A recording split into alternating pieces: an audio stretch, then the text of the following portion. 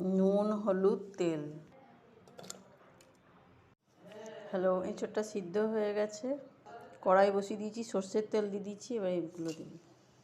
এটা ভাজা হয়েছে, পেঁয়াজ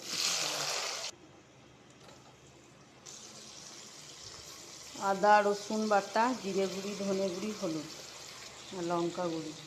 এঁচোড়টা সেদ্ধর সময় নুন দিয়েছি, এখন অল্প দিয়ে দেবো।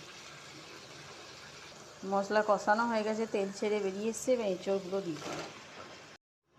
এঁচোড়টা ভালো কষানো হয়ে গেছে, এবার জল দিয়ে ঢাকা দিয়ে দেবো। এঁচোড়টা হয়ে এসছে, গরম মশলা ছড়িয়ে দিয়েছি। এবার ধনে পাতা ছড়িয়ে নামিয়ে নেব।